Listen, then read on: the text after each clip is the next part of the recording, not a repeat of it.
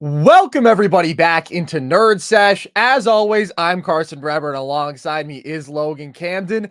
And oh my God, what an amazing day of playoff basketball we just saw. Knicks Sixers was an incredible game, heart racing the entire time.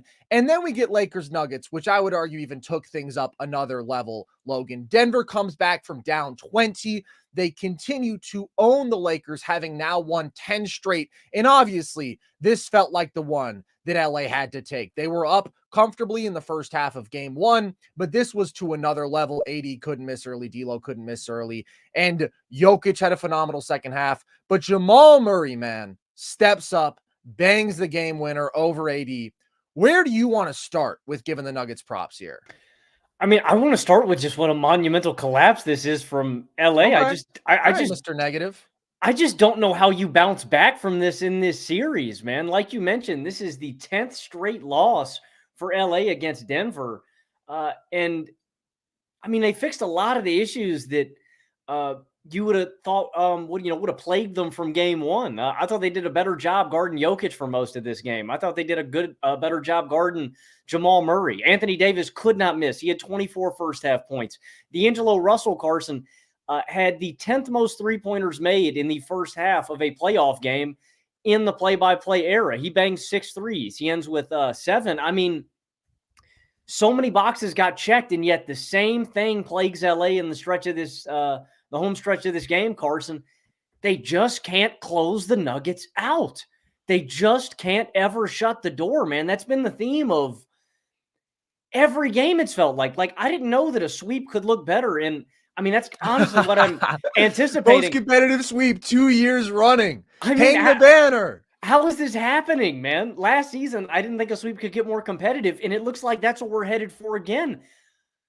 Somebody tweeted out, or I saw the Lakers can't possibly blow this one, can they? And everything was going in their favor. Down in the fourth quarter, LeBron's hitting back-to-back big-time clutch threes, wiped away. Jamal Murray coming into the fourth quarter. Carson, my takeaway was, man, dude, the Nuggets just need better Jamal Murray. Mm-hmm. And then in the fourth quarter, clutch Jamal comes on and just slams the door emphatically. That dude has a clutch gene beyond like comprehension, man. A clutch gene beyond, I can't describe it. It doesn't matter what kind of game Jamal seems like he's having in the first three quarters. He's just going to flip that switch and turn it on. And so does Jokic, man. I mean, the Lakers just can't seem to put 4 quarters together of quality basketball against Denver, man. Every single game, no matter how big of a lead LA has, no matter how much they're dominating the game.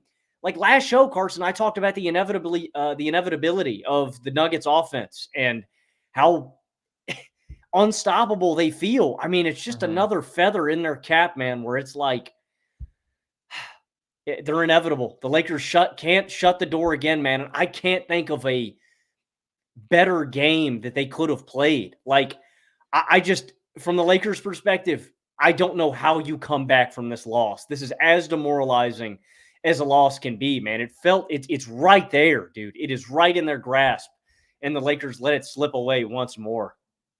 I just disagree with framing this as the Lakers blowing it. Like, yeah, they should have closed out this game and won, but the clutch offense that we saw from Denver was remarkable. And the way that Nikola Jokic controls a game late in the second half, once he's aggressive, it is obviously second to none in the game today. It is comparable to peak LeBron when you think about the intellectual and physical dominance that these guys exert over the game. It's absolutely remarkable. They're just getting beaten by a better team. They're getting out-executed by one of the best offenses ever, and specifically, Logan, the best clutch offense of this century. I think we can say, because of the shot quality that they generate possession after possession in crunch time out of Jokic post-ups and Jamal Murray, Jokic pick and roll. It's just incredible.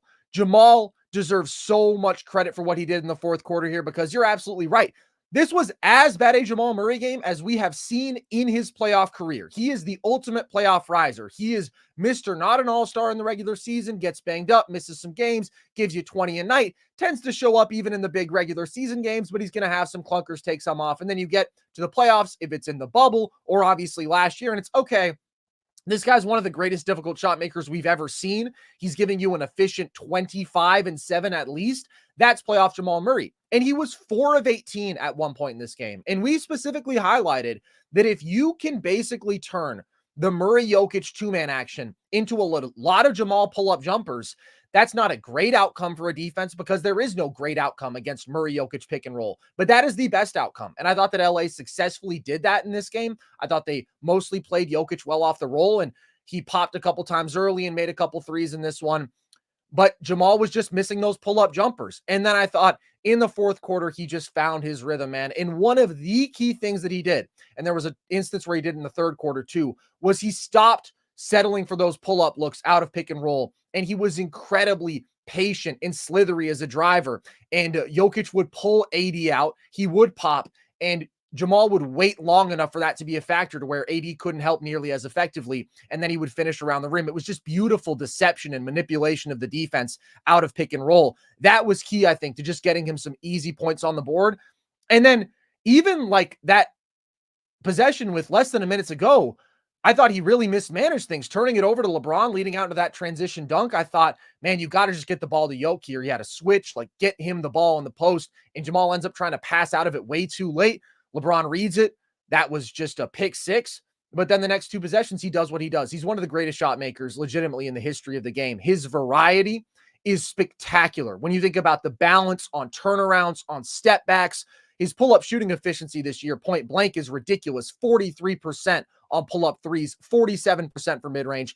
That's Jamal Murray, man. That's what he does. If I hadn't sweated through my "This Guy Loves Jamal Murray" shirt that I wore to play basketball the other day, I'd be wearing it right now, because even though this is one of the roughest games of his playoff career, it's also one of the signature games because that shot making came through in the biggest moments. But ultimately, Jokic did his thing in the second half, and that was the key. It was this tandem that has been so spectacular over the last two seasons since Jamal got back healthy, that has been clearly the best in the league, that has run the league doing their thing. Once Jokic comes back in for his final shift in the fourth quarter, the Nuggets outscore LA 28-17. And in a game like this, generating 28 points in 9.5 minutes with the pace these teams were playing at, especially once LeBron started very deliberately strangling the pace, you would see even in transition, he'd slow things down just to get to that pick and roll with AD and bleed clock just to limit the number of possessions that Denver had. The shot quality they had down the stretch was just significantly better than what they had over the first three quarters, and ultimately significantly better than what LA had, even though I thought they continued to generate solid shots even down the stretch in this game. But it was a huge response from Jokic because this was a poor defensive first half from him. We deserve to give AD all the props for just an unbelievable shot-making performance, right? He was 14 of 15 at one point, and only a couple of those looks were at the rim. I mean, it was the push shots. It was the turnarounds. He could not miss from 10 to 15 feet. But also, it was the same trend that we saw at the end of last game where Jokic was just playing too passively, and AD was able to initiate the contact, to dictate the physicality, so he was never made uncomfortable. Jokic played a bad defensive first half. I also thought he was too passive in drop. He's generally going to concede those pull-up jumpers, but like just no activity, no hand up. And so you had really good pull-up shooting from D'Lo. Austin Reeves got to that floater range, short mid-range a couple times and just had basically these warm-up looks. And then Jokic wasn't aggressive enough in the first half of this game. But in the second half, he was super aggressive. He did an awesome job of pushing in transition, several fantastic outlet passes, him doing what he does as a point center. They got the Nuggets some easy offense that they desperately needed. And then when it came down to it, dude, just started filleting dudes in single coverage. When AD went off the floor with that fourth foul, you knew it was like, man, you have to give these dudes a beating. And he did it. Like Rui, without AD on the floor, good night, man. We've already seen that Rui on him as the primary defender with AD in the roamer role. That isn't tenable to me for extended stretches because even in those looks, right, he's just too great an over-the-top shot maker with that size and strength advantage over Rui. But if you don't have AD, even the threat of him looming as a helper, like those are just layups, and they literally were. And then he did the same thing to AD, man. He made him look like food. Reggie Miller said, get in the weight room. And it wasn't just that. Hit him with that up fake to get the and one. So exceptionally crafty, so exceptionally great a touch shot maker. I've said it before, I'll say it a million times more. That's why he's the best scorer alive to me, man. It's not about volume. It's about who is the hardest guy on the planet to stop. There is not a harder action to stop. I don't think there is a more dominant action in the history of the sport than a Nikola Jokic post-up. That is the best defender on the planet. And you know when it matters, he goes through him like he is nothing, like he is tissue paper. So it was a special performance from both of them down the stretch. And the last guy who I really want to give a shout out to for Denver was Michael Porter Jr. Yeah, man, because particularly in the first half, when Jamal was struggling mightily and when basically all the spot up shooters except for MPJ were ice cold. They were 6 of 23 from deep at the half. It was very similar to the first half of game one in that Jokic wasn't being very aggressive. He was still generating pretty good looks from three off these digs and doubles, but guys were just missing. MPJ was nails in that first half. He made the good decision when they had that 2-on-1 against Austin Reeves late, kicking to Aaron Gordon when it looked like maybe he was going to take that pull-up three in transition. I was a little nervous when Gordon got fouled because we know he has a tendency to leave some points on the board at the line, but he didn't there. And then, of course, like the big nut shot of the game, only bested by what Jamal did, stepping into that three off that chaotic possession in like semi-transition. That's just MPJ, man. I've consistently said he is one of the handful of most gifted pure three-point shooters that we've seen in this league. Like to have that size, to have the ability to off movement from any angle with any level of a contest, still just rain threes on you. Like the guy's a ridiculous weapon, and he showed it in this game. So of course, this is agonizing for LA. Agonizing because you continually play these super competitive games. And now these last two, you've had significant advantages and you can't grind out the win. But this is way more about Denver. This is Denver, man. This is one of the best offenses ever, with, in my opinion, the best offensive player ever doing what they do. And at some point, you just kind of got to throw your hands up and laugh if you're a Lakers fan, right? I don't know, Lakers fans, are you guys laughing? Because, like, what can you do? Are you saying they're slowly turning Lakers fans into, like, the Joker? Like, they're Maybe. just going to lose Wouldn't it? this be the inspiration for your Joker arc, bro? How do you continue to function as a normal member of society when you've had your heart ripped out like this? At this point, I'm probably going to the mirror right now, and I got the face paint loaded up and ready to go, man. I'm putting it on. Yeah. Dude, you can't sing Jokic's praises enough down the stretch of this game. You talk about those back-to-back post touches where, you know, he gives AD that little half spin, and you just know it's going in. I thought way more importantly, too, was just how Jokic dominated the glass, man. Like, he wouldn't let AD or anybody else get a board in the fourth quarter of this game. And I thought that was huge. I'm glad you shouted out MPJ. It just didn't seem like MPJ missed in this one, especially on that. When he touched the ball and went up, I screamed, that's in. It's that's his shot. I mean, that is his. That. It's what MPJ does. And that's kind of the conclusion with the Nuggets, man, is this is what they do. While we're sticking with Denver for a little bit longer, I just want to give a shout out to a couple of the bench guys. The young dogs I thought had great performances in this one. Peyton Watson and Christian Brown both. Just the energy, the effort, and the defensive just hounding that we saw from both of those guys, man, crashing the glass, stepping up to defensive assignments. Neither of them backed down to LeBron when they got switched on to them. Just intense performances. Christian Brown had some great offensive possessions too. The one that I really thought stood out to me was when he was on the right wing and cut to the mid-range when they doubled Jokic. You know, Jokic and I think it was Jamal were playing ping pong for a minute, tossing back and forth because they saw that double coming. And Brown just instinctively, when his man trailed off to help on the backside, cuts to the mid-range, gets an easy look there. You know, they were pushing in transition. This is not a really deep Nuggets bench. You know, they don't have a lot of guys that they can turn to. And so for Brown and Watson to just consistently give them energy, give them effort, to give them great defensive minutes, and then add some stuff offensively, I thought was really imperative to this one, especially when, you know, the Nuggets offense wasn't firing on all cylinders. Sure, that may be the, you know, thing that we end on, just how the Nuggets offense wouldn't stop coming. It's been the theme of a lot of these games. In the third quarter, when they needed the Lakers to slow down offensively, I thought Watson and Brown stepped up in a massive way in both the second quarter and the third quarter, just making the Lakers grind it out and work harder for a lot of these shots. This is a great Nuggets team win, and I'm glad Jamal emphasized that. Jokic and Jamal are going to be the stars of this game walking away. Oh, and the one guy I want to give a bundle of roses to, because I feel like he gets lost in the shuffle repeatedly, is Kentavious Caldwell-Pope, man, and what he brings to this team defensively. Absolutely. That one possession where LeBron backed him down on the left elbow and he pokes the ball loose, that was game-changing. And just consistently this year, we can get caught up with the MPJ catch and shoot. You know, we can get caught up with Jamal being clutch, Jokic being the best player on planet Earth. KCP is one of the handful of best perimeter defenders on planet Earth, man. And if I had more players that I could add to my all defense team, KCP would be there with OG Anunoby, with the guys that, just didn't make the cut. KCP plays his role to perfection every single night, and I don't want him to just get lost in the shuffle here in Denver. But what a team win, man. It was all hands on deck. It was all energy. Just a hard-fought win, man, where they just never gave up, man. John Cena, man. What a team win for Denver.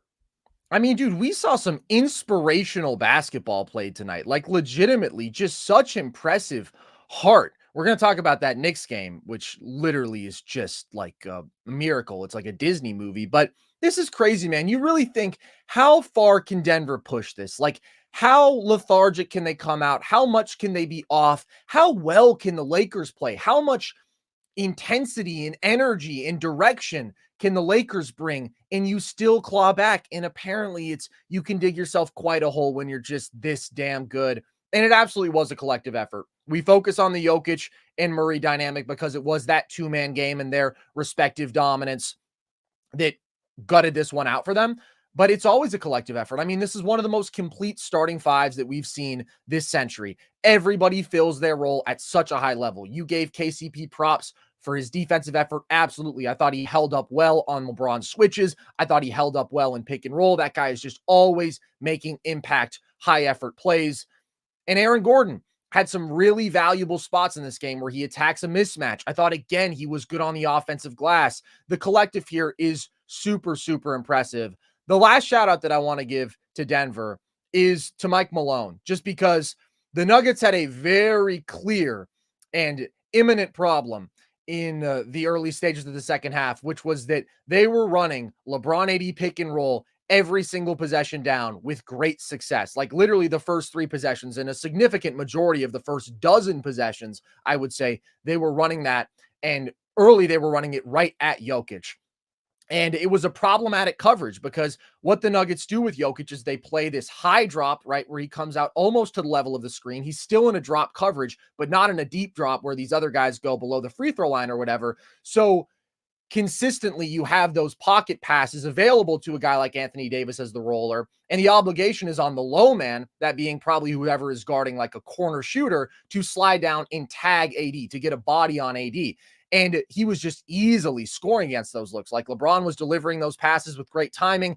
AD's touch was so good as a finisher in this one, and his physical advantages over whoever the low man was were too significant. And I thought that putting Jokic on Rui was a great decision. I think it was a necessary adjustment, but like, if they hadn't done that, I don't know if Denver gets enough stops in this game. And obviously they were going to switch things up. You're not just going to let LeBron and AD run pick and roll at you and just kind of shrug and go, oh man, that's really impressive that they can do that and score every time. But it was much more effective like that. I thought in those looks, first of all, Rui is just way less imposing as a roller, obviously. So that's the first dynamic of it. Jokic is able to play those high drop looks, but then recover without having to worry about the roller as much. And with Aaron Gordon on AD primarily in the dunker spot, then you had a very good option as a helper, as opposed to some of those smaller guards who were getting stuck as the low man. And even if you get that ball to Rui around the free throw line, it's not like he's going to throw a lob up to AD, right? He's not that level of short roll passer. So LeBron still in the second half got a lot of good shots out of pick and roll, but that action was legitimately unstoppable with the look that Denver was giving them, and changing that up allowed them to stay in this game and then have that clutch offense pull through.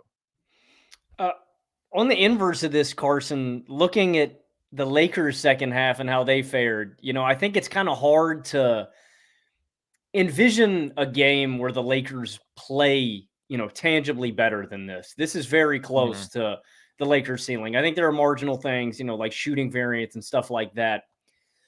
What did you think about LeBron settling for a pull-up jumper there at the end? I thought that was a pretty clear area where I would have attacked. I don't know, man. He was wide. He was. Open. I mean, also pretty sure that was an uncalled push off. And I will get in one quick point here. People are going to make this game about officiating. People make every Lakers game about officiating in one way or another.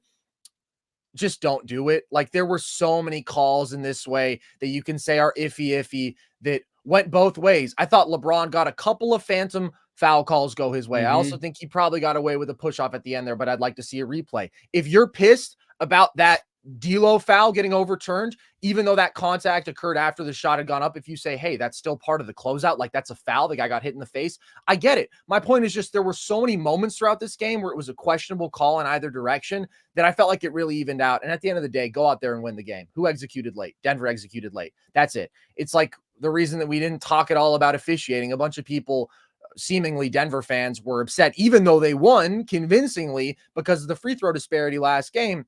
First of all, there are clear reasons that LA consistently has a really high free throw differential. They pressure the hell out of the rim with their big downhill athletes. They have active foul grifters like Austin Reeves, like D'Angelo Russell, and they generally defend quite well without fouling.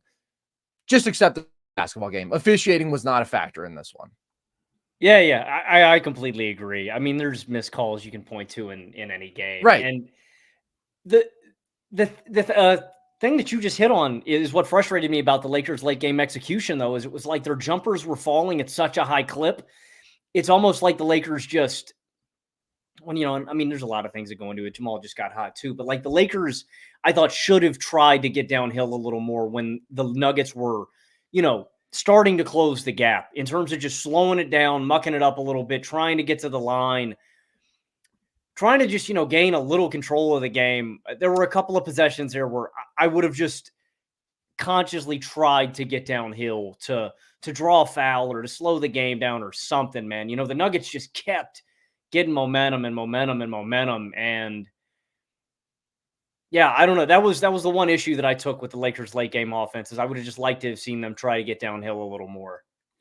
I don't know that I agree because I felt like LeBron had some pretty strong takes out of pick and roll throughout that fourth quarter. Maybe not in the last couple minutes, but just throughout the period. And his finishing was okay in this game. It wasn't great. He left a couple of layups on the rim that I'm sure he would like to have back. But then when he took his pull-up threes, he stepped into them and he rained them, dude. And like that was a moment where it's like, boy, this just went from 2 points to 8 real quick. Is Denver going to be able to rally from this? LeBron has been so great as a pull-up shooter this year that if you're going to leave him wide open in a situation where he has a go-ahead opportunity, I'm not going to be mad at him for taking it. And I did think that they consistently put pressure on this Denver defense downhill, and ultimately Denver changed their coverage, and I thought they defended better.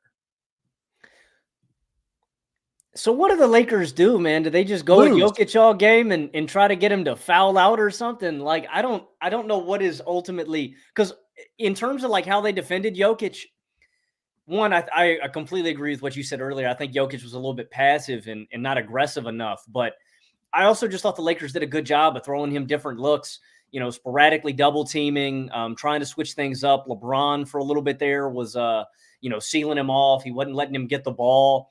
So, I thought the Lakers did a good job of switching up the looks. Like, are they chopped? Are you predicting a sweep the rest of the way? I mean, I think this is that demoralizing of a loss. I don't know how the Lakers can hold their heads up high the rest of this series. And you know what I mean? This is just one of those losses where it's like, your soul is crushed. It leaves you with this empty, inevitable feeling that I think we're reaching towards. Do you predict a 0-2 run, Nuggets wipe them off the floor in LA? No, I think LA gets one. Like, they're competitive, dude. I don't want to see Lakers slander. I get it. People hate the Lakers. People hate LeBron. This team is so good, dude. Like, you have to appreciate how great Denver is. This is a juggernaut. This is a defending champion that has come back stronger this year, that has one of the best players we've ever seen in a very beautifully assembled supporting cast. This great starting five that we've talked about. Like, they're better than everybody in the West. I would not be surprised if this ends up being the toughest series for Denver. Now, I do think emotionally for LA, you gave it all in this game. Like, this is the one that you really wanted to steal. And obviously you wanted game 1, 2. And I don't know if LeBron at 39 can just like bring it fully every night when it feels like, man, they're just better than us. So maybe they don't push them quite as hard down the stretch, but I wouldn't count it out. And the difference between this LA team and last year's team is that they do have more offensive pop. Like, they do have a much better version of D'Lo. And everybody after game 1 acted like D'Lo just sucked. My take was That was too much D'Lo. D'Lo was dictating your offense too much down the stretch. When he is shooting at that volume and missing, he will shoot you out of a game, and you are probably better off playing somebody like a Gabe Vincent who's going to bring point of attack defense and just make good, simple decisions and maybe will knock down his shots.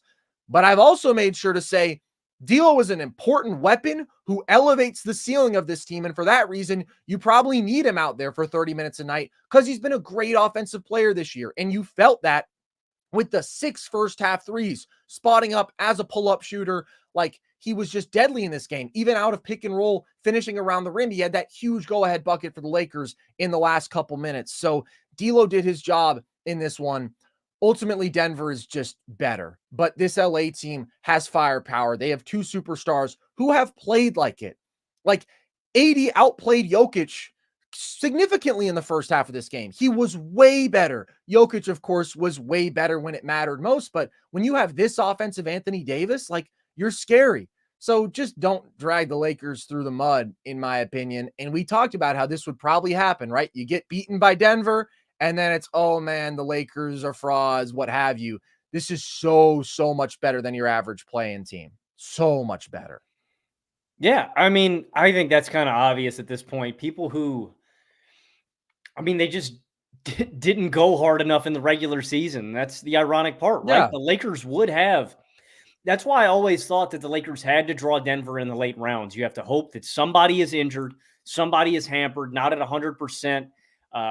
They're worn out from playing these other teams out west. Like, this is always how this series was going to end up. And the Lakers had to have some things fall their way to win out. And ultimately, this is the Lakers' bed, and they're forced to lay in it. I don't feel bad at all for the Lakers. They're still a great team. I would put some respect on them. And that was a takeaway I had out of the first half was, man, if you get this Anthony Davis and D'Angelo Russell every single game, this is a legitimate NBA Finals contender.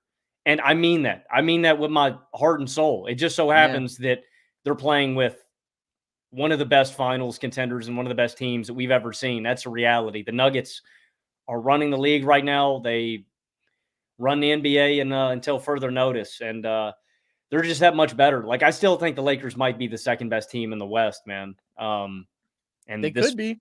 But it doesn't matter because the Nuggets are the favorite out West and clearly so much better than LA, man. Jokic is just by so far the best player in this series, and Jamal Murray is just by so far, in my opinion, the clutchest, man. Jamal's got to be one of the clutchest dudes I've ever seen.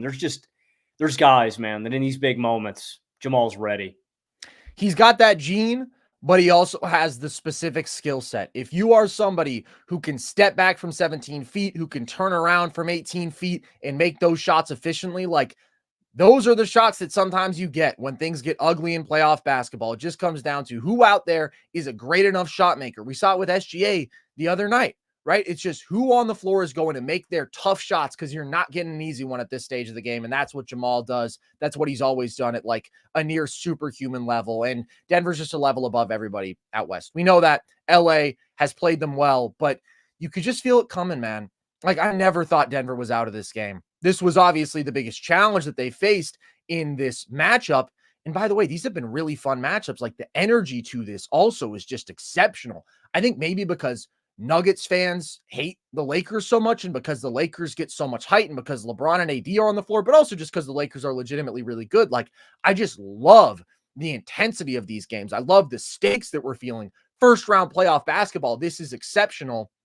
But Denver ultimately came through as they do. Really impressive win for them. And they're going to win this series. That's just what they do. All right, we're going to take a quick break for some words from DraftKings, and then we will be back talking about the other 2 games today just in 1 second. The 82-game preseason is in the books, and it's finally time for the real season. Don't miss out on any of the NBA playoff action at DraftKings Sportsbook, an official sports betting partner of the NBA. From the play-in tournament through the finals, DraftKings Sportsbook has you covered with same-game parlays, live betting, odds boosts, and so much more. Download the DraftKings Sportsbook app and use code NERDS. New customers bet $5 and get $200 in bonus bets instantly. That's code NERDS only on DraftKings. The crown is yours.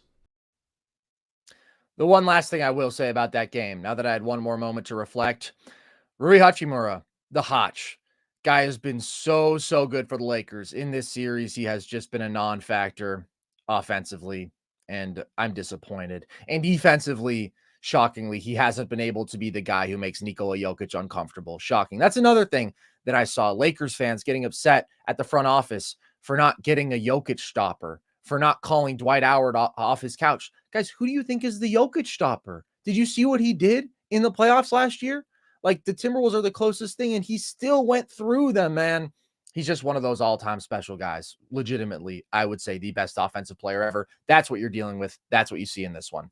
Let's talk Knicks Sixers, because that was one hell of a basketball game, dude. I thought I needed like an hour break. I was not ready to just go right into Nuggets Lakers. My heart was racing. I was screaming. I was off my couch. And then we went into 2.5 hours of the same thing. How did New York win this game, Logan? Dog, grit, Yeah. heart, man. I mean, that's what I love so much about the New York Knicks. And I know you were talking about this last episode. We talked about this all regular season. The Knicks just all heart, man. They leave it all out there on the court, and they are going to make you earn everything, man. They are going to outwork you, and they are going to make you earn every point, every possession, every second, every inch until the clock runs out. That's how they won this one. I mean, the Sixers just let them linger around long enough. Brunson, who is, had a horrible game. It is amazing that they survived this game from Jalen Brunson. And I say horrible. I do want to give Jalen Brunson credit because people are going to look at the field goals at the end of this game. 24, 8, and 6 on 8 of 29 shooting. Obviously, he has to shoot better from the field. 1 of 6 from deep. And credit to the Sixers for making life really hard on him. But I thought how consistently Brunson kept getting into the teeth of the defense, kept collapsing guys, kept drawing attention. He still generated a lot of open looks around the rim, especially for Isaiah Hartenstein down the stretch. Like, he may have not been scoring, but Brunson was still being an effective offensive player. But at the end of this game, you get the Brunson clutch three, and then right off the inbound, they get the steal. DiVincenzo misses the three. Guess what? Offensive rebound. You're not out of the woods yet, Philly. You can't go to sleep. The game's not over. There's time on the clock. Kick it back out, swing back to DiVincenzo, top of the key. He gets 2 for $1. Look, man, DiVincenzo's not missing that thing on 2 for $1, man. Real hoopers don't miss the reload, bro. That's what my friend Carvel always told us, and it's a fundamental truth of the world. And I looked at Dante DiVincenzo and I said, knowing this man, knowing his clutch gene, knowing what he did in that national title game at Villanova, this real hooper is not going to miss the reload. And he did. He wasn't, man. Off the catch and shoot, bang. Bang. One of the most electric playoff moments I can remember. And it's sad for Philly, dude. In a lot of ways, the way Denver stole this one out from under LA, man, New York just stole this one from under Philly. Obviously, this was a much tighter game throughout, right? It was grimy. It was nasty. But with what you got out of Joel Embiid and Tyrese Maxey, they shouldn't have lost this game. And I want to give a huge, massive shout out to Tyrese Maxey. He's the guy that I feel the worst for in this game, Carson. One of Carson Breber's guys. We are now going to promote Carson Breber to President of the United States officially. Nobody, dude. The promotion has been coming, man. You have now been promoted. Thank you. I was hoping for King, but I'll take President. By the way, also a big DiVincenzo guy as a prospect. Not to get greedy, but the fellas came through today. There are very few guys that know a bucket like Tyrese Maxey, man. You see a bucket, you know a bucket. It's Tyrese Maxey. And wow, man, what a playoff game and 2 playoff debuts for Maxey, man. 33 points, 2 boards, 4 assists in game 1. In this one, 35 points, 9 boards, 10 assists with 5 3-pointers made. And you couldn't ask for this guy more in these clutch spots. He's got a clutch layup, catching the defense napping. Just such great awareness on the part of Maxey. When Embiid falls on the other side of the floor and he's taking his time, he knows that most of the defense is waiting to see when Embiid gets up the floor, and he just turns the corner immediately, gets to an easy layup because he knows nobody's waiting. They're all waiting on Embiid and this offense to get set up. Easy. He's got a clutch fadeaway off screen late in this one. Then, of course, Embiid draws a double for just a second. Josh Hart turns his head. Embiid makes a crucial kick out to Maxey in just a clutch catch and shoot 3. And big shout out to Hartenstein for blocking Maxey's late game layup attempt. But clutch buckets down the stretch when Embiid is just faltering, man. And, Embiid is clearly hampered by the knee injury in the fourth quarter of this game. And I hope that we can get Embiid healthy and back to a consistent baseline. But Embiid goes 2 of 6 in the fourth quarter of this game. He goes 0 of 3 from behind the arc. Maxey was the one carrying, 5 of 7 from the field, 1 of 2s on threes. He has 15 fourth quarter points. I mean, it wasn't on Tyrese Maxey. I know Embiid is dealing with a knee injury. He's clearly hampered by it. Has some nasty falls in this one where he's fighting through in the third quarter. You know, they're doing surgery over there on the sideline, messing with it, trying to get it back up. Embiid was not the guy that kept the Sixers in this game. It was Maxey, and I feel bad that they couldn't pull through for him, man. He was the guy keeping Philly in this game, not Joel Embiid. But the way the Knicks did it, heart, dog, energy, effort. It's got to be a friend of the show, Jason Timpf, who's also live now, Hoops Tonight, probably breaking it down in excellent fashion. Yeah, but don't go over there. Go later. No, you got to stick over here. Yeah, we'll watch that later, man, after Nerd Sesh. Yeah. He summed it up well, man. It's got to be 60 minutes, man, or, 48 minutes. It's bell to bell, dude. It's wire to wire. You cannot take your foot off the gas against New York. If you leave any meat on the bone, New York is going to eat it, dude. And Philly just couldn't close it, man. It was that last minute of basketball. Every second matters, and the Knicks are going to make you work for every second, every possession, every point, and that's why they won this one, man. They grinded them out longer. It's incredible. It is the incredible win of the day. What Denver did was a testament to their basketball greatness, and there's sort of that feeling that you expect it's going to happen. Like, even when it doesn't make sense, they're just that inevitable. New York is winning unwinnable games right now. These first 2 games should be unwinnable, dude. When Jalen Brunson is having these brutal shooting performances, 7 of 24 in game 1, right? 8 of 29 in this one. That man is your entire source of on-ball creation. We've talked about that. Like, yeah, they have good spot-up shooters, and they have some solid rim finishing bigs, but he has to create good looks for them basically every time down, and he has been struggling mightily as a shot maker and has drawn a really tough matchup and is feeling the physical load of it and just isn't delivering in the way that you need him to, and you're still somehow winning. The Sixers have the 2 best players on the floor. Tyrese Maxey is playing multiple levels above Jalen Brunson. Of course, he's in a better situation, but just as a shot maker, the easy shots he's able to generate with his quickness, whereas everything for Brunson is so tough. Like, Philly is checking all those boxes, and the boxes you are checking is playing with unbelievable effort and just having so many high-quality role players who, in the aggregate, are somehow able to outweigh that clear advantage that Philly has in high-end offensive skill and star power. And I bet on that formula. That's why I picked the Knicks to win this series in 7. But I also thought they were going to get really good Jalen Brunson. I did not expect them to have that formula be enough in spite of Brunson having these really brutally inefficient shooting nights. And you mentioned the way that they win this game, man. Like, it is the ultimate Knicks sequence. Of course, you have the offensive rebound back out to DiVincenzo, but you have the strip before that to gain them an extra possession. Before that, even, you have Brunson losing his handle. DiVincenzo comes up, rips that loose ball, gets it back out to Brunson, who makes a 3 for the first time in God knows how long, and that was not an easy look. Like, they won this game in the most Knicks way possible, and there are several dudes who I want to give specific shout-outs to. Isaiah Hartenstein, to me, is the MVP of this game for the New York Knicks. And I love Hartenstein. I have been a Hartenstein guy. Look behind the curtain. I'm not a good basketball player, but my player comparison is Isaiah Hartenstein. Why? We're bigs. We defend hard. We make solid decisions as a passer. And we got those little push shots. That was huge push shot representation for bigs that we got from Hartenstein all season, but especially in this one. But legitimately, that was huge because the best stretch of offense that Brunson was creating was not his shot making at any point. He never really got it going. It was in that third quarter when he started hitting those pocket passes to Hartenstein, or he would draw 2 along the baseline and he would dump it off to Hartenstein, and he was just nailing those short touch shots. So his offensive infusion going 7 of 8 was huge. He also had not just that last offensive rebound, 4 offensive rebounds in this game, continued to just deliver on the glass, as did Mitchell Robinson in his limited minutes, who was one of the heroes of game 1, and the 3 blocks, including the game winner on a downhill Tyrese Maxey, one of the quickest guys in the league in those spots. He was unbelievable on both sides of the ball, and he had 4 assists. Like, he is a good passer. He made good decisions in this game. Unbelievable Hartenstein. Josh Hart, I don't know what that man is eating. I don't know what that man is drinking, but he is playing out of his mind right now. And he cooled down in the second half. But when Josh Hart is making 40% of his threes, he is the perfect role player. He is one of the great positional rebounders that we have seen this century.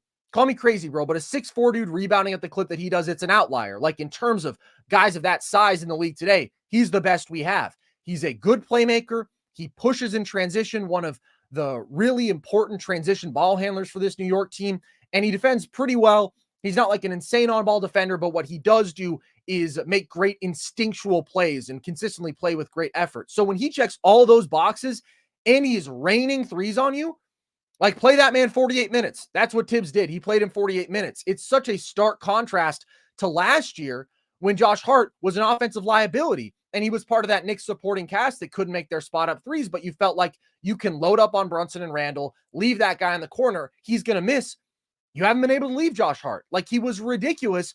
Obviously, he had the crazy clutch 3 in game 1, and then he had the 2-for-1 at the end of the first half in this one where he just throws up a pull-up from like 27 feet and nails it. So he kept them alive in this game.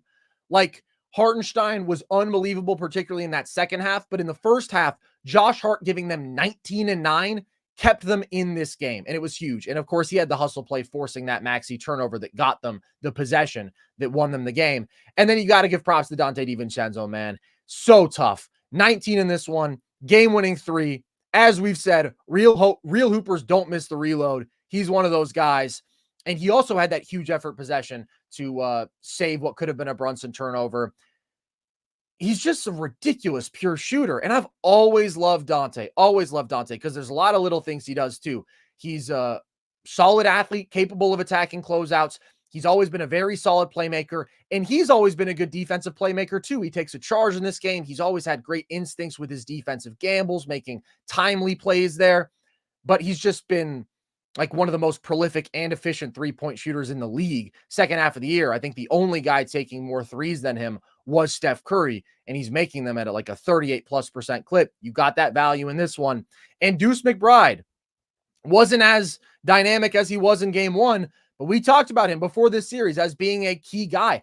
I talked about him as a potential Hart replacement if he wasn't hitting his shots. That has not been the issue, but the point of attack defense that he brings, even though he wasn't raining threes like he was in game 1, had a couple of timely infusions of offense that this Knicks team needed. And even Mitchell Robinson playing less. I thought he was so good in game 1. I kind of thought he was going to be the primary big in this series. I thought he would get more minutes than Hartenstein because of how well he guarded Embiid and how massive he was, how well he matched up physically. Hartenstein's offense, I think, ends up being more valuable, seeing how it changed this game. But Mitchell Robinson has been really good, and he attacked the offensive glass, and he defended Embiid well again in this one. So it's an unbelievable collective effort. Teams don't win like this often, where it is so much about guys just doing the little things. You don't have stars out there. You just have guys making high effort, high IQ basketball plays, and you have a bunch of them, and you win on the back of depth. And it's especially impossible to do when you don't have your star player playing at a level remotely close to what you're used to. And the other team has Joel Embiid and Tyrese Maxey, who's been playing like a top 20 guy over these last 2 games. Like, it's incredible what the Knicks are doing right now. Nobody wins basketball games like this. It's beautiful. It's beautiful, man. It's inspiring. Yeah. I thought I was going to cry. I thought I might cry during both games. I'm like, how are they doing this? I think we're going to have to get a cape for Josh Hart, man. That guy is he's a superhero. He is a superhero role player. And for any small guard, or I would just show them tape. Like, if you're a role player, if you're not in that star mold, I would just show them tape of Josh Hart. Like, Josh Hart just, even in game 1, when his shot wasn't falling like this, like, or no, he shot well in game 1 too. But he did. One, I think that end of the first half, that 3 was ridiculous. And the fact that he also had it wasn't just how difficult of a shot that was. And sometimes when you're in that rhythm, heat check, you're just like, oh man, I'm pulling it. I know it's going down. But for him to not only, 1, make that shot, but 2, have the wherewithal and knowledge of the situation, knowing I need to get this shot up so we can get a 2-for-1 potentially.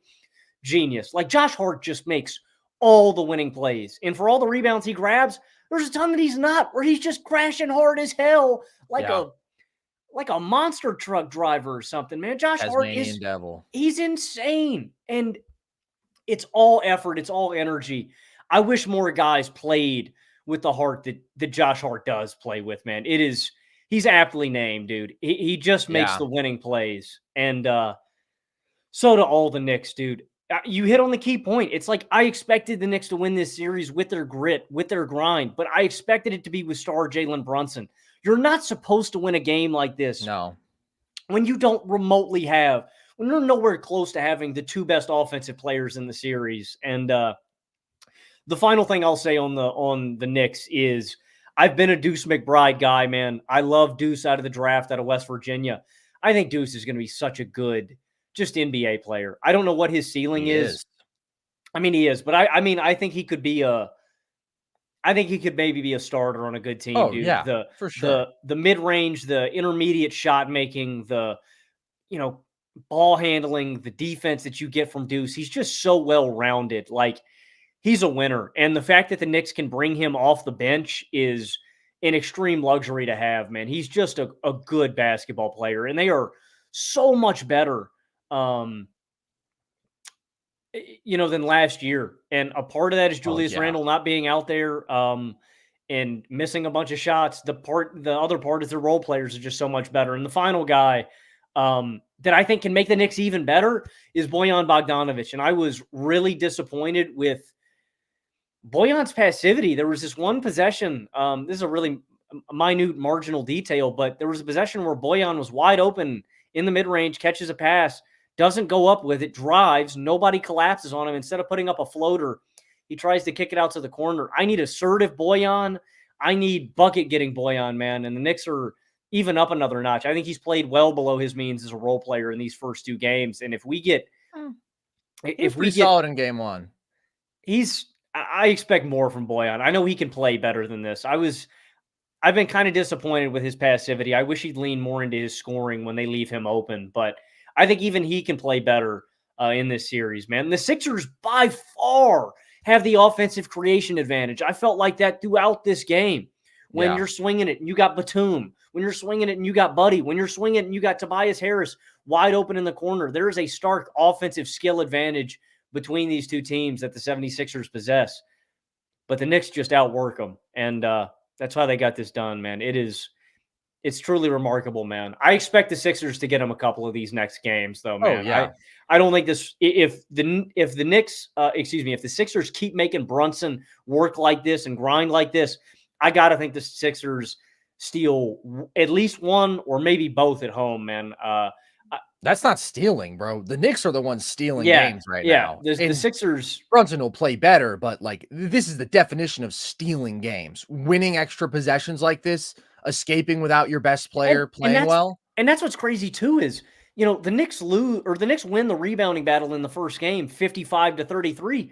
This one is knotted up 56-56. Like the Sixers. And they didn't shoot as ridiculously well as they did in game one. And the result is still the same, man. It's incredible. The result is still the same. I do want to talk about Brunson's struggles because I love this Knicks team, dude. Like, this is one of my favorite teams in the league right now. They're one of my favorite teams to watch, especially when you're talking about like not having overwhelming talent, because nobody plays this hard. Nobody plays this together. It legitimately fires me all the way up, dude. It fires me up. But it should be impossible for them to be up 2-0 with Brunson struggling like this. And it's great that they are up 2-0 because you have to think he's going to play better. But I do want to address some of the reasons he's struggling. He's 16 of 55 so far in this series, which is just brutal. And nobody guards him better than Philly. And that was true in the regular season as well. In their regular season matchups, he scored just 22 points per game on 40% from the field. And we talked after game one about how impactful the length of this Philly perimeter defense, and particularly Kelly Oubre, was, because in that game, there were several instances in which they outright blocked him with rear view contests. Oubre did, and so did Maxey. They were just really affecting him with that back pressure with their length. And in this game, like, that was a factor as well. They also just brought so much ball pressure. They made him work so hard to gain any ground. They were so attached to him off ball. And that's one of the great things about Brunson. He is this super high volume pick and roll hub on ball creator, but he's also going to do work away from the ball. And especially if he's struggling on ball, like he wants to find another way to spring open. And they were just dialed in there too. He has that one instance late where he gets some space on a spot up jumper running the baseline, but the pass isn't quite on target. And then Tobias Harris is all over him and he has to settle for a tough step back. So you felt the impact of that length with Oubre especially, but Batum guarded him well. Maxey guarded him well. Out of pick and roll, again, they affect him with those rear view contests. Out of isolation, he's just not quite quick enough to like really get a step on those guys. And then Embiid is looming as this massive deterrent. So he ends up taking a lot of really tough mid-range shots over bigger, longer defenders. Even Tobias Harris held up super well on 3 switches at the end of the fourth quarter because he has the size, he has the length. You don't need insane foot speed to be able to hang reasonably well with Jalen Brunson in single coverage if you move decently well and you have that size and length advantage. And ultimately, he's going to make some more of these tough shots, but he's taking tough shots. Oubre also just destroyed one look for mid-range coming over as a helper from behind. So he's taking tough shots no matter what, no matter who's on him, even off multiple relocations. Like when he got a couple possessions where it's Buddy Hield is on him and Paul Reed is playing the 5 instead of Joel Embiid, he was aggressive in those situations. They also started really trying to force him hard to the right in this game, which I didn't mind for Brunson. I actually thought he got a couple decent looks that way because like there was one instance in which Embiid was trying so hard to get him to reject the screen. So he did. Jalen Brunson loves rejecting screens and he ended up missing, but he got a quality drive. There was another instance where he got a nice clean step back look against Batum because he was trying so hard to force him right and he just took it. So I don't know if that was the most effective strategy for them, but ultimately I think the key is going to be Brunson finding more ways to weaponize this attention that he draws as a playmaker. I think he needs to look to facilitate more. That isn't his strength. He's capable there. And just with the sheer volume that he has the ball in his hands, like he'll pick up his assists, but he is just having to work so hard that his shot making can't always be there. And like the more tough shots he takes, the harder it gets because he's just wearing himself out. As I said earlier, when this offense was most effective was when he was feeding Hartenstein, when he was taking advantage of that extra defender that he's trying to create for his teammates. And I think that's something he has to continue to proactively look to do as this series go on. It's a really tough matchup. And Embiid was a really big factor too. Like he consistently, I think, forced him to settle in this one, even though he's not at his peak mobility and athleticism. He's just so big and playing in those high drop looks like he wasn't sitting in a deep drop in this game where Brunson can just sort of comfortably maneuver his way to those short range touch shots where he's one of the best in the league. Embiid is so huge that like, even though Brunson has a quickness advantage, it's tough. Like he has to really decisively beat him or else Embiid is a foot taller than him and he can still affect those shots around the rim. So it's a challenge. They need Brunson to play better. I think he will play better, but unfortunately, this is a problematic formula for New York long-term. Like it's great that their role players are playing this well and that they're winning without Brunson playing well at all. But I do just think that like the burden that he bears every night is going to continue to wear on him over the course of a playoff run. And that's where it's like, if you do get out of this series, next series, if it's Milwaukee you draw, like, man, this burden on him is just concerning to me. Yeah, and I mean, we are probably due for a stinker from the Knicks offense. Like the Knicks just don't have a lot of easy ways, to offense. They don't have a whole lot of, really athletic at rim play finishers. They don't have a lot of great over the top shot makers. Like that's why it is on that's why it is on Brunson, and he has such a burden here is to generate shots for everybody, for DiVincenzo, for Hart, for Hartenstein. I mean, literally, like everybody. Like Brunson is the whole part. I will say, I think that is the encouraging part. And for the Sixers, I think I would force him right. It's not by a much, but he's worse on the right side by a percent or two, like in that right elbow, like outside. But they're just giving him an angle, and he's having to work so hard for anything that I think giving him an angle is an advantage. And his shot diet too. It's like, he's not a overwhelming athlete in terms of being able to get to the rim and create easy shots. and he doesn't create a ton of space on the perimeter. So it is him methodically, working his way around there. So his shot diet is inherently hard, but I also think that the Sixers had to get one of these because Brunson is going to be better. Like in the same way that I think the Knicks might be due for a poor offensive performance because there's not a lot of easy offensive generators alongside Brunson. Brunson's played so poorly. I think they're due for an explosion where his touch shot making is on and he's just hitting everything. So it's tough, man. They're going to make Brunson work for everything. And it's not really a concern for me in this series. I think he can do it. It's a concern in series moving forward, I think, when how tired is he throughout, how does he look in game 9, in game 10, in game 11, in round 2, or hypothetically in the Eastern Conference Finals when he's going up against better personnel and he's really tired. That's where I get concerned. But it's dude, this personnel, you're not really going to face better personnel than this. If you drew Boston, but Philly guards him I'm saying exceptionally well. Boston's even up another notch from Philadelphia, and that's why I say better personnel. Like you're going up against Caruso, Holiday, Brown, Tatum, whatever switch you're getting on somebody. Caruso, yeah, bro. What did they get him? They added another white guy. I was thinking about the bald guy, man. I was thinking about the bald head, Derek White.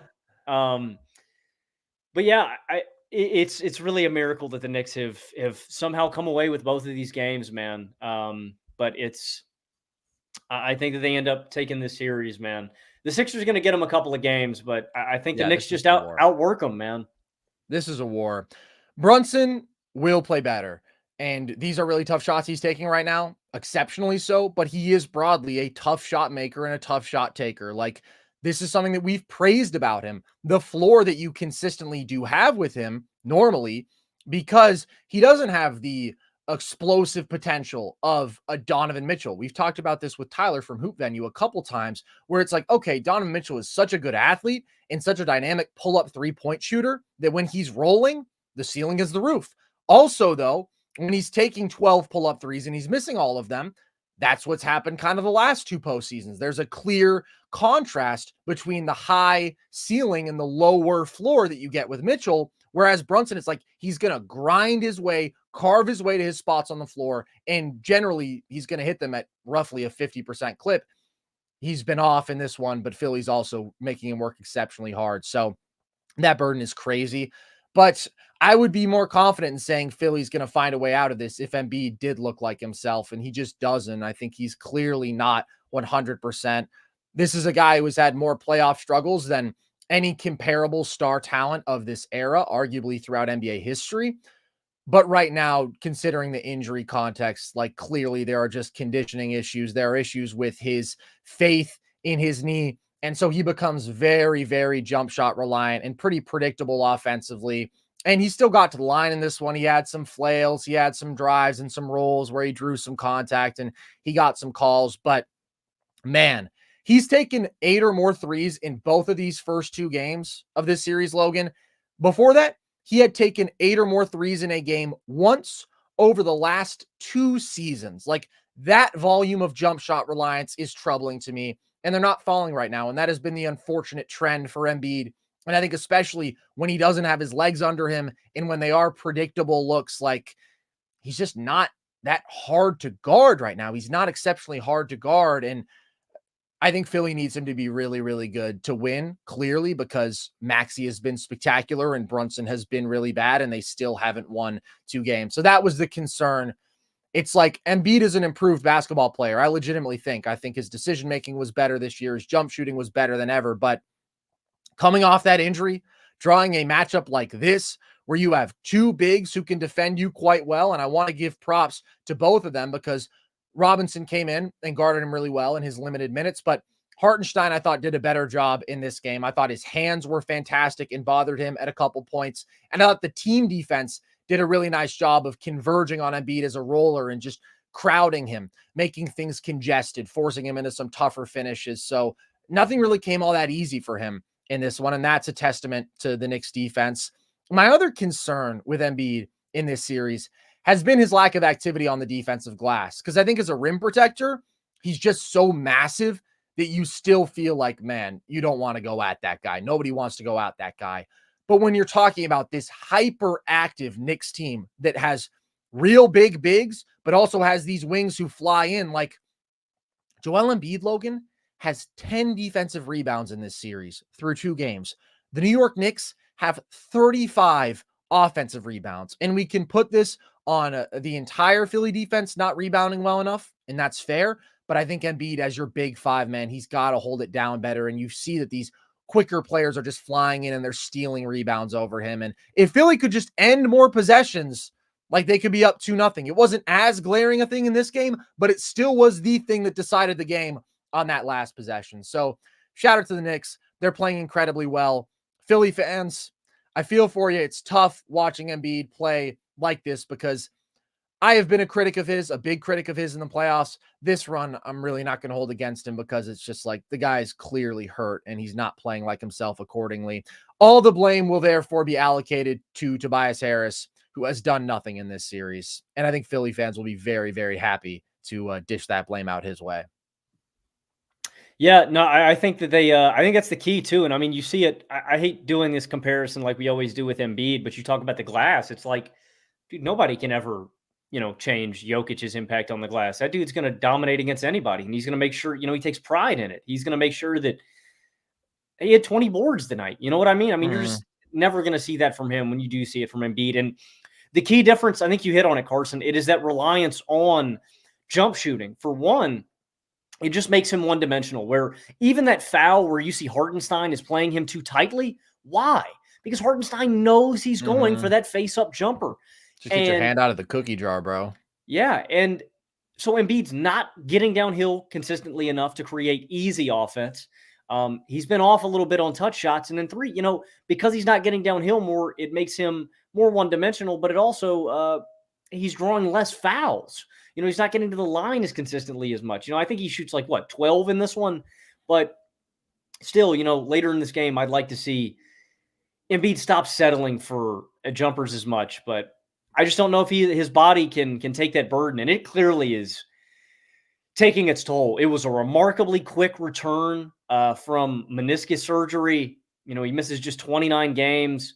They need him, but yeah, clearly it's just a struggle for him to exert himself offensively, to get up and down the floor, to, dominate the glass. Like, he's just not at 100%. And I won't, can you give me one, man? I'm not asking for 3 runs. I'm not asking for 2. Can you give me one healthy Embiid run? I know. And that's going to be the question that is looming over his head until we see it, man. And ultimately, I think it's what hampers the Sixers from doing damage in this year's playoff is Maxey, to me, is the star of the show, and he is going to be a number 2 that you can rely on in the playoffs year in, year out. I think this is Embiid's guy. He's a gamer. He is a dominant over-the-top shot maker. He is an elite pick-and-roll partner. He is the guy that Embiid needs to play second fiddle to him. But Maxey can't play second fiddle unless Embiid plays first fiddle. And, we need to see Embiid at 100% to really gauge a playoff run, and that's what the Sixers need. So I'm also not going to judge this too harshly, man. I'm just disappointed that Embiid's getting up there in age, man. Every playoff run matters, dude, and every year that passes, it's one less year that we have where we could see it. So I'm holding out hope, man. I hope we get to see it one year. And you mentioned like the healthy Embiid playoff run. He has been banged up over the years. Like, he always misses one game, basically. But I think this is the most hampered that he's been. Like, this is a major injury that he came back off of, and he only had a few games to play his way into shape and just clearly is not the best version of himself. But Philly, I think there's still a lot of positive takeaways from this season. Like, given the Harden trade, Maxey's ascension to this level is awesome. Seeing him do this on the playoff stage, super encouraging. Getting back Batum, I think I underrated as an asset at the time. That man is just so good. He makes so many winning plays. I think Oubre has been legit good and defensively has been very valuable, even if his offensive production hasn't been all that great. And so now you have draft capital, some more from the Harden trade, and it's really about what's the next move that we make to become contenders. But I think a lot of the key pieces, the level your wings are at, is Maxey, that guy who can be your lead creator from the perimeter. Like, you're answering those questions pretty nicely. This wasn't going to be the year that you were going to win the title, and you rushed Embiid back. You really just hope at this point things don't get worse, because you're not making the deep run this year, but they're still going to make this series a war. This series is going to be a war all the way until the final whistle, in my opinion. All right, Logan, let's briefly talk about Magic Cavs. Unfortunately, didn't quite live up to the billing of the other two games of the night. Cleveland wins this one pretty easily. What did you take away here? Donovan Mitchell is just so clearly the best player in this series, and then Darius Garland is just so clearly the second best perimeter creator. Like, there's just too large of a gap for Orlando to make up offensively. They just don't have any avenues to easy offense. Like, they don't have any at-rim athletic finishers that are finishing plays off easily. They don't have any over-the-top shot makers that can just get hot and carry them through stretches, man. And the ceiling for Cleveland is really high. Like, that stretch where Darius Garland takes over, it's like, wow, man. When he hits like 2 or 3 threes in the third quarter or whatever it was, you go, man, he can do this for stretches of games where he carries the offense. We've already seen what Donovan Mitchell can do and how easy it is for him to just get to the rack or knock down a pull-up jumper. He makes it look so effortless. And Evan Mobley, I thought, had another really good game where he's attacking mismatches and doing his thing. And if those guys are playing at that level offensively, Cleveland's a really tough draw in scary matchup. And the other guy I want to give mad props to is Isaac Okoro. I have been really impressed with him in these playoffs thus far, and his shooting improvement is real. He was a 29% shooter his rookie year. This season, 39%. He was a 30% catch and shooter his rookie year, 40% off the catch this year. That's a real game changer. When you have two physically imposing bigs like Allen and Mobley that just take a ton of attention on the interior, that's going to create advantages on the perimeter for your shooters. Garland and Mitchell, the way they collapse and make defenses rotate, just generates open looks. When you have a guy that can defend at this level and they can shoot at this level, he is just the perfect role player to have alongside these guys. Okoro is a legit threat. You cannot leave him open from behind the arc. And so for Orlando, these next 2 games of the series, you got to win both of them, and you got to figure out what lineup you're going to go with offensively to generate any kind of looks. It seems like the answer is going to be Joe Ingles minutes, Carson. If that is your answer in the playoffs, no, it's over. Orlando has no path to winning this series. If that is your answer, you're in deep trouble, man. That was the best stretch of this offense. There's a little bit of light in the third quarter and in the fourth where they make this thing close, but it's really Cleveland just letting their foot off the gas. There's a 10-0 run in the second quarter where I was like, uh-oh, man, Orlando's got to ride this and figure it out. And it's sad, man, because there's just no – I talked about this after the first game. There's just no configuration that gives Orlando a good baseline to defend Cleveland defensively and also have good counters offensively. Ingles is so slow-footed, is so old. He's going to make good decisions. He's going to find the open guy. He's going to get the offense going, but he's going to give up points on the other end. And so just tough, man. I think the best lineup is Ingles, Franz, Paolo, Mo, and either Wendell Carter Jr. or like John Isaac, and you're getting abused. I don't agree. I think that's a weird configuration. I don't want to play Mo out there with another real big. If it's Isaac, then that's fine. But also, Joe Ingles is not the answer, Logan. He made some nice passes. He can make capable decisions. But it's he's like, dude, not changing the series. I mean, that's my point. There's no – if your answer is Joe Ingles minutes, it's wraps, man. Cole Anthony's not doing jack out there. Markelle Fultz isn't doing jack. Gary Harris had a decent game. Suggs, I thought, was going to be out the rest of this series. He comes back after his knee injury. That was scary. But, yeah, man, that's the point. The Magic just don't have enough two-way guys. They're too limited with any configuration that you go with. Cole Anthony, Ingles are getting eaten on defensively. Fultz doesn't have enough of a jumper. Yeah, it's just over. And Paolo, I love. Paolo's just settling too much, man. There's just a massive talent gap here that I drastically underestimated coming into this series, man. I thought Orlando was going to be able to make this thing grimy. They have, but they just can't score the basketball. That's pretty crucial in these playoff environments, Carson. And that's going to be the thing that kills them. But you know what? It's good.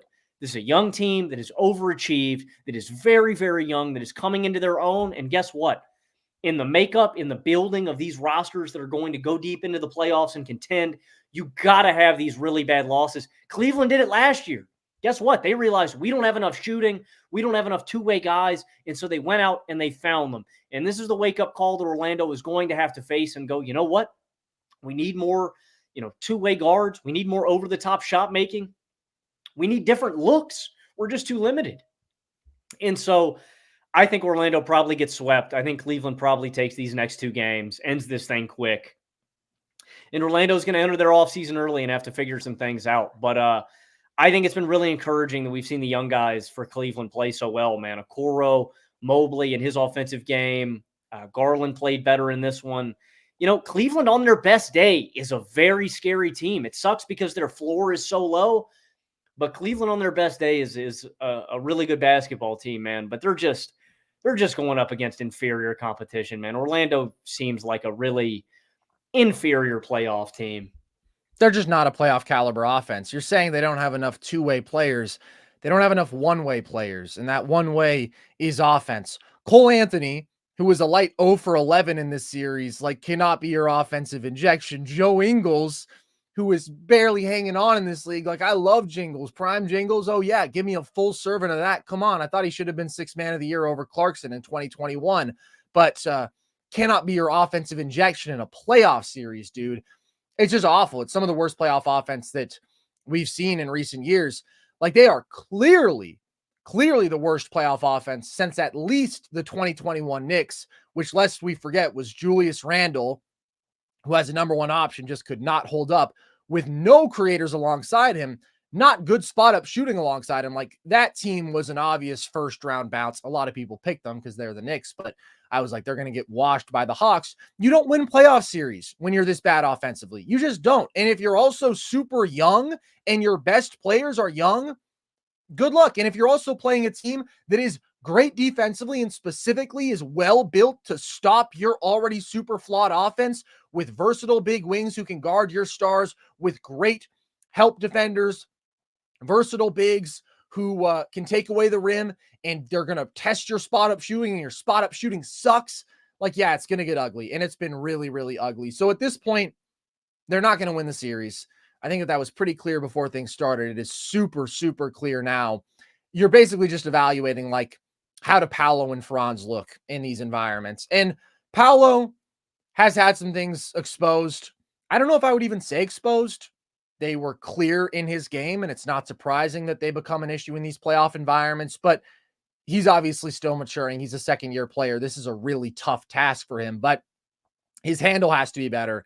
15 turnovers in 2 games.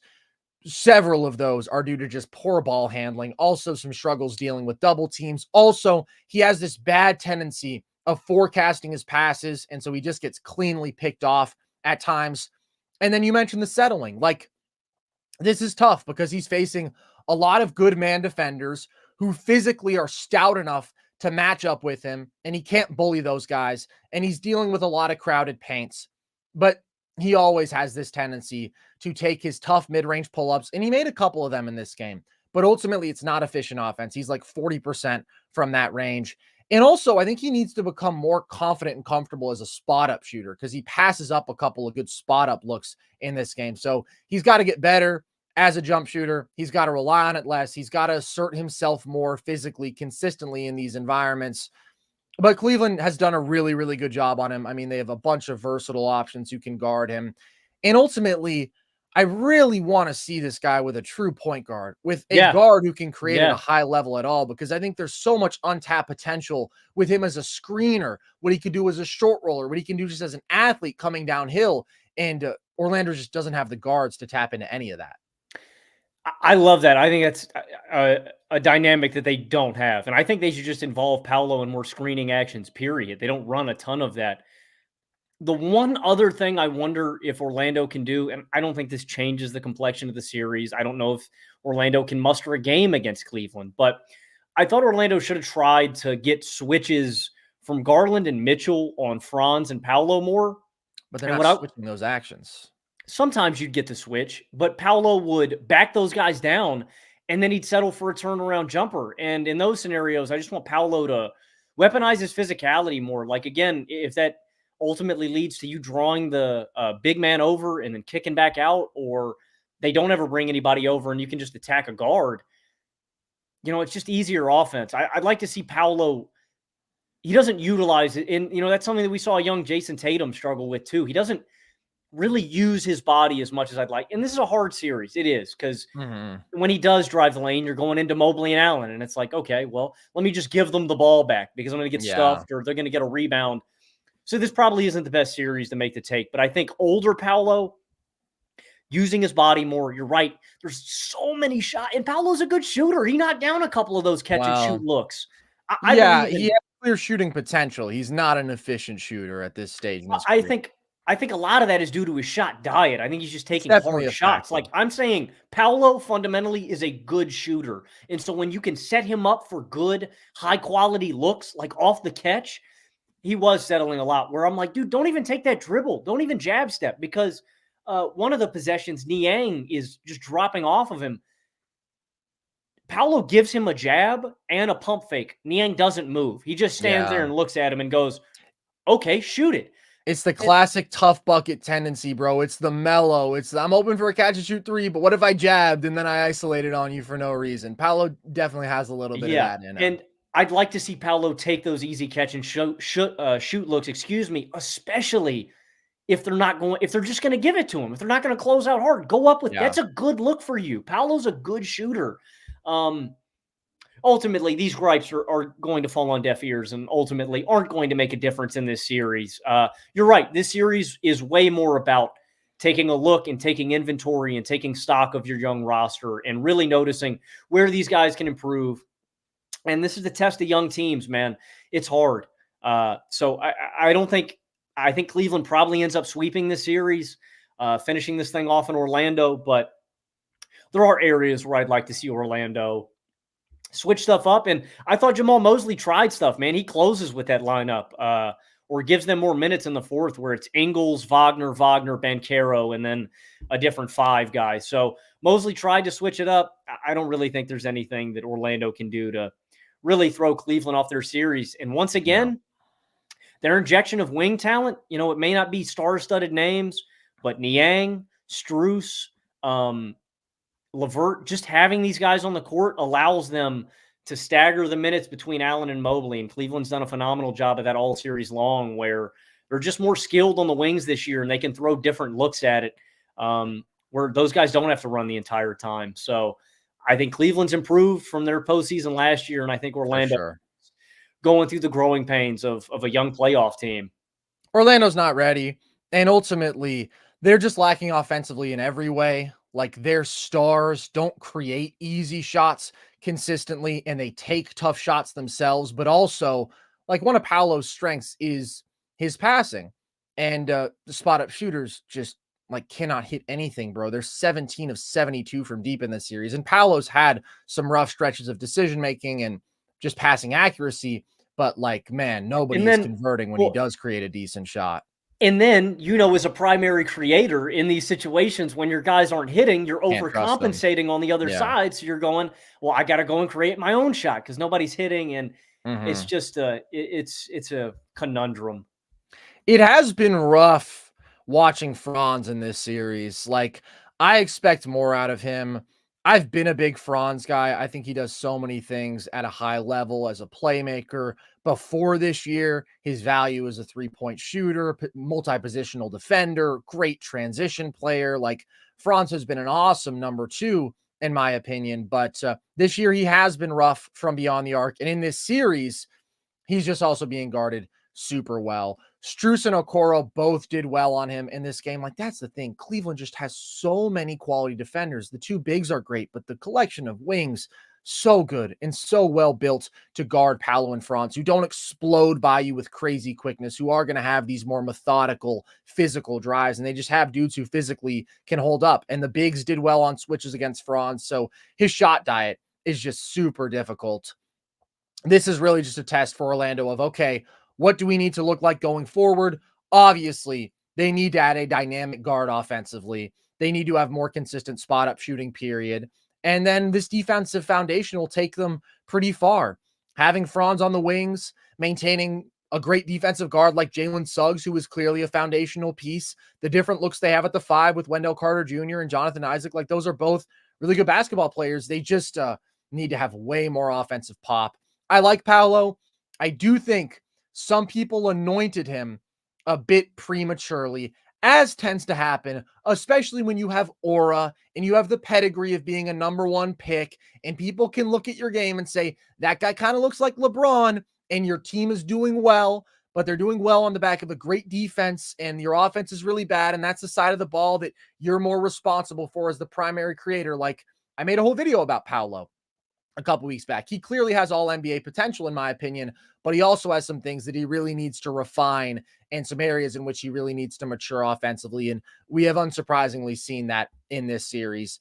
Cleveland is a lot better. Donovan Mitchell had that awesome first quarter, was pushing in transition, getting easy looks, which is not so easy to come by in this series. And it's just like that combination of quickness and pull-up shooting, man. When he's on, he's just a marvel to watch and is so much better than anybody else in this series. Like, that was the thing in the first quarter and last game. It's just like, cool. You have the guy who was the best player on the floor by so far. So just give me Cleveland based on that pretty much alone. But Jarrett Allen has been phenomenal. Mr. Lights Were Too Bright last year has been great in both games. 20 boards in this one with 5 stocks. And very importantly, has been aggressive as a finisher, has been confident and assertive in those spots, which is just really, really nice to see from him.